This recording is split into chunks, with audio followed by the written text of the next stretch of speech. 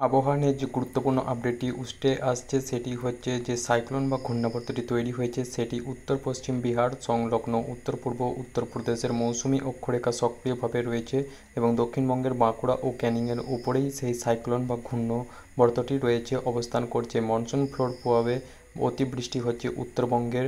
এদিকে দক্ষিণবঙ্গে বিভিন্ন জেলায় বজ্রবিদ্যুৎ সহ বিক্ষিপ্তভাবে হালকা থেকে মাঝারি বৃষ্টি কিন্তু লেগেই রয়েছে।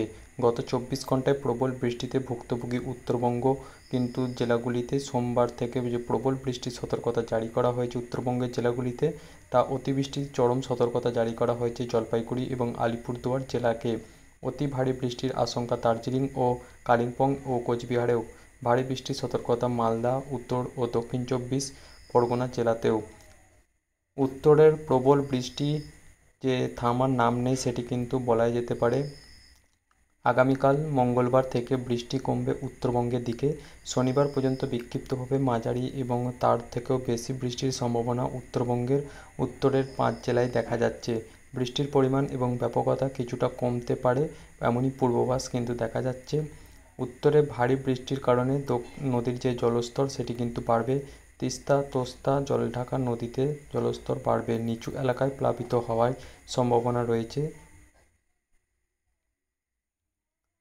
বুধবার পর্যন্ত বিক্ষিপ্তভাবে বৃষ্টির সম্ভাবনা রয়েছে, বজ্রবিদ্যুৎ সহ হালকা থেকে মাঝারি বৃষ্টির সম্ভাবনা বেশি থাকবে বীরভূম, মুর্শিদাবাদ, দক্ষিণ 24 পরগনা জেলাতে।